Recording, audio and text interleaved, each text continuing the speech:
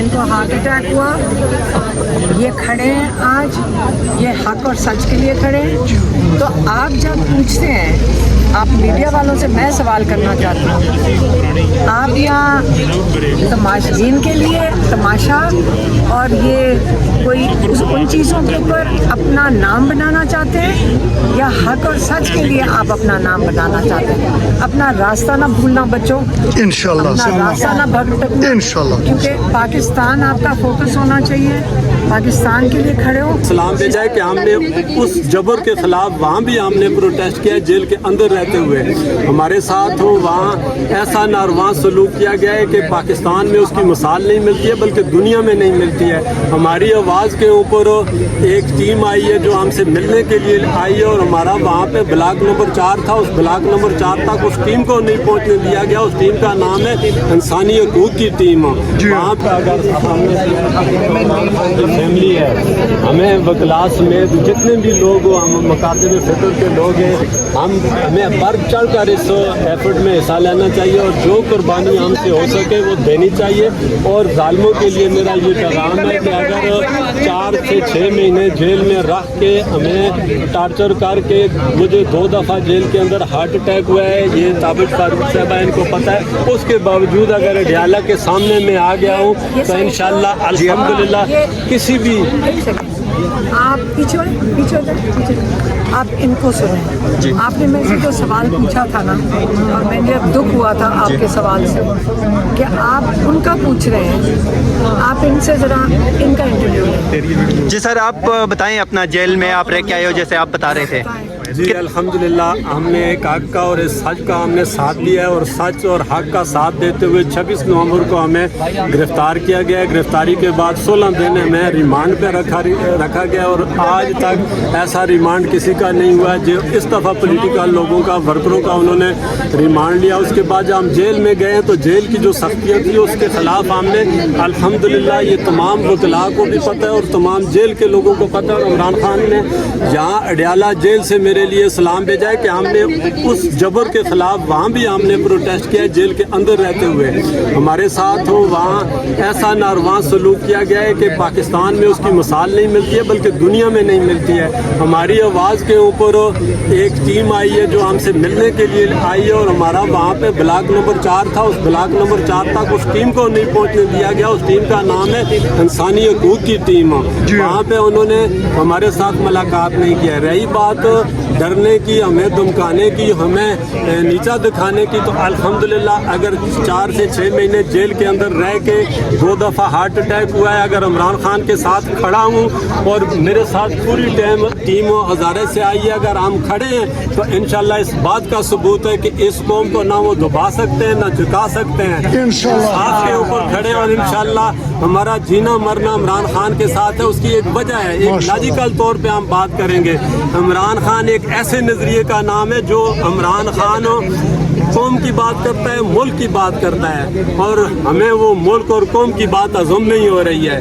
ایک طبقہ ہے جو عمران خان کو دبانے کی کوشش کر رہا ہے. دیکھا جائے تو پاکستان کی 72% جو عوام ہے وہ پاکستان کی عمران خان کے ساتھ کھڑا ہے, اور دنیا میں اگر دیکھا جائے تو جو عوام کا ویژن ہوتا ہے, جو عوام ہوتی ہے, اس کی بات سنی جاتی ہے. لیکن یہ ایک ایسا پاکستان کا ایک طبقہ ہے کہ جو پاکستان میں عوام کو قربان کر رہے ہیں, ان کی آواز دبانے کی کوشش کر رہے ہیں. ہمارے وکلاء کو مصیبتوں اور دکھوں کا جو سامنا کرنا پڑ رہا ہے وہ بھی مجھے پتہ ہے. ان کو کسی بھی عدالت کے اندر سچ بولنے کی اجازت نہیں دی جا رہی ہے. تو یہ جبر ہے, یہ ظلم ہے, اور اس ظلم کے خلاف ہم کھڑے ہیں, اور انشاءاللہ اس کے خلاف کھڑے رہیں گے. اور اگر قربانی دینی پڑے تو انشاءاللہ اس کے خلاف ہم قربانی بھی دیں گے, اور عمران خان کے ساتھ کھڑے رہیں گے. دنیا میں ایسے لیڈر کم ہوتے ہیں جن کو ہر طرح کی آفر دی جائے, جن کو ہر مراد دی جائے, جن کو ہر طرح کا کمپنسیٹ کرنے کی کوشش کی جائے, لیکن وہ کمپنسیٹ اپنے لیے اور اپنے خاندان کے لیے اور اپنی ذات کے لیے نہ مانگے, اور وہ بات کرے تو وہ قوم کی کرے, وہ بات کرے تو پسے ہوئے طبقات کی بات کرے, اور وہ بات کرے تو آپ ان کو سن رہے ہیں. جی جیل گئے ہیں, ان کو ہارٹ اٹیک ہوا, یہ کھڑے ہیں آج, یہ حق اور سچ کے لیے کھڑے ہیں. तो आप जब पूछते हैं, आप मीडिया वालों से मैं सवाल करना चाहती हूँ, आप यहाँ तमाशीन के लिए तमाशा और ये कोई उन चीज़ों के ऊपर अपना नाम बनाना चाहते हैं, या हक और सच के लिए आप अपना नाम बनाना चाहते हैं? अपना रास्ता ना भूलना बच्चों, इंशाल्लाह अपना रास्ता ना भटकना, इंशाल्लाह। क्योंकि पाकिस्तान आपका फोकस होना चाहिए। पाकिस्तान के लिए खड़े हो, इस मुल्क को की सलामियत के लिए कोशिश करो। ये व्लॉग्स के पीछे अपना रास्ता ना भूल जाना, क्योंकि ये रास्ता भटकना बड़ा आसान काम है। सनसनीखेज होना, रास्ता ना भूलना। आप अगर एक सवाल दिमाग में एक चीज़ लेकर आप सब ने चलनी है कि मैंने पाकिस्तान के लिए अपना नाम बनाना है, पाकिस्तान के लिए। जब थोड़े साल आगे गुजरेंगे तो आप ये कहोगे कि हमने अपना हिस्सा डाला था। ये ना हो कि जब आप पीछे मुड़ के देखो और आपके बच्चे बड़े हुए, आप उनको कहो मैं वो था जो तमाशा बनाता था व्लॉग्स पे, बिल्कुल अपा। मैं वो था जो सनसनीखेज होता था, मैं वो था जो शैतानी ये अपना उस वक़्त रेटिंग ऊपर करने के लिए एक वो तीलियां लगाता था। ये ना आपके बच्चे सोचें, आपके बच्चों को आपके ऊपर फख्र करना है, ये सोच के आपने काम करना है। इंशाल्लाह अपा, इंशाल्लाह। तेरे जान यहाँ पे लेके आया डीएसपी साहब आए थे, वो यहाँ तामील करवा के गए हैं, तो उन्होंने आपको आज यहाँ पे अरेस्ट करने के लिए आए थे या तामील करवाने के लिए? वो साइन करवाने आए थे। ये मेरे ख्याल में 7वां वारंट है, 7वां वारंट आया है, क्योंकि वो कह रहे हैं कि आप पेश हों ताकि आपका ट्रायल चल सके और हम आपको सज़ा दे सकें इमरान खान का पैगाम लाने के लिए 26 नवंबर का। और हमारे लॉयर ने उसकी जुडिसिक्शन चैलेंज की हुई है उस कोर्ट में कि ATC में ये केस नहीं सुना जा सकता। तो पहले जज साहब को वो सुनना चाहिए। ये नहीं है कि कहें कि नहीं जल्दी से और मैं तुम्हारा ट्रायल करूं और जेल में डाल दूं। जब मैं उसकी जुडिसिक्शन ही नहीं मान रही हूँ उस कोर्ट की, तो मैं पेश क्यों होंगी? ये हम इंसाफ के लिए जा रहे हैं या तमाशा बनाने जा रहे हैं? आप इंसाफ दें, नहीं देना तो ना हक आपने कैद में डालना तो कैद में डालें, ना हक कैद में डालेंगे, ना जायज़ होगा, इल्लीगल होगा। याद रखें, जो ये इल्लीगल काम करेंगे आज, ये तो आज कह देंगे जी हम मजबूर हैं। हाँ, कल वो कातिल भी कहते हैं जी मैं मजबूरी में कत्ल किया है, वो कहता है कि जी मैंने कत्ल किए सारे मजबूरी में। ये क्या मजाक है?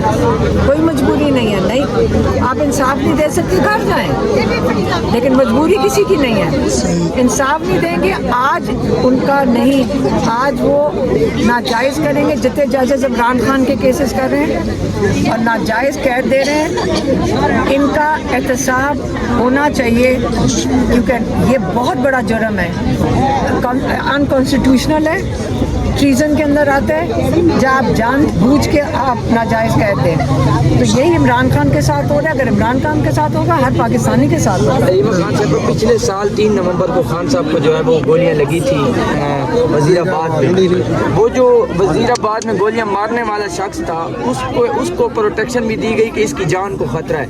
और वो शख्स जिसको गोलियां लगी थी, उसके लिए जो है ना वो कहा गया था कि आप अदालतों में आएँ, आप पेश हों और आप अपने जो है वो जो केसेस हैं उनको फेस करें। जो JIT रिपोर्ट है, याद रखें, जो JIT रिपोर्ट है, और ये आज का सिस्टम नहीं है, लियाकत अली खान से चला आ रहा है। जो ये कत्ल इसी तरह ही करते हैं, बेनज़ीर के साथ भी यही किया था और इमरान खान के साथ भी वही किया। क्या किया इन्होंने? नीचे से इसने गोलियां चलाई हैं, ऊपर से 2 स्नाइपर थे और ये JIT में है, क्योंकि 3 किस्म के बुलेट्स निकले हैं, 3 फर्क डायरेक्शन से गोलियां चली हैं, 13 लोगों को गोलियां लगी थी। तो इसलिए ये जो सिस्टम है, एक उस गरीब को जिसको पता नहीं ड्रग एडिक्ट होगा, पता नहीं क्या बंदा, वो लगता है ऐसे ही है, उसको इन्होंने सैंपल के लिए रख दिया। जो असली पीछे स्नाइपर थे वो किधर हैं? किसका इलाका था? कौन थे उस इलाके के लोग? आप चेक करें, सारा कुछ JIT के अंदर है, JIT रिपोर्ट में है। आपने अगर चेक करना हो, आप JIT की रिपोर्ट ज़रूर चेक करें। और ये जान के एक सैंपल करके इसको सज़ा दे देंगे, इस बंदे को फिर पिछले दरवाजे से निकाल देंगे उसको, क्योंकि आप तो भूल जाएंगे उसको, पीछे जेल के दरवाजे से निकल जाएगा।